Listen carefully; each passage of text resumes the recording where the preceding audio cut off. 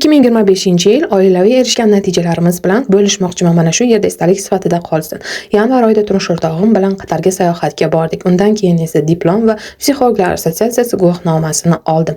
Yil davomida mingdan oshiq insonlarga jonli va onlayn konsultatsiyalar o'tib, mana shuncha daftarlarni to'ldirdim. Konsultatsiyalarim juda ham tez va katta natijalar berdi. Juda ko'p minnatdorchilik maktublari oldim. Yil davomida 100 mingdan oshiq insonlarga bepul darslarni o'tdim va juda zo'r natijalarga erishishdi.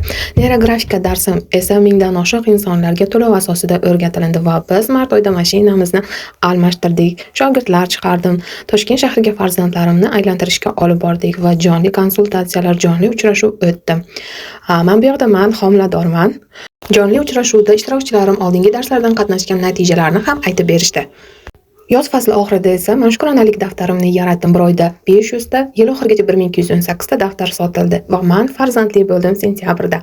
Ota-onamni Istanbulga sayohatga jo'natdik. Qaynona-qaynotamga esa mashina sovg'a qildik. 1-noyabrda esa oilaviy Toshkent shahriga ko'chib keldik va nurli niyatlar daftarim yaratildi. Bir haftaning ichida 513 ta ishtirokchi sotib oldi. Toshkent shahriga o'zim jonli tarqatdim. Yil oxirigacha esa 914 ta daftar sotildi. Dekabr oyida esa jonli va onlayn orzular darsini o'tdim. Ulgurmay qolgan ishimiz Toshkent shahar Sergeli tumanidan olgan yangi Novostroy kaltini borishga ulgurmay qoldik. Siz qanday natijalarga erishdingiz? Natijalaringizni katta harflar bilan o'zingizdan faxrlanib yozib qoldiring. Menga mana shunday natijalarni bergan Allohimga cheksiz shukronalik keltiraman.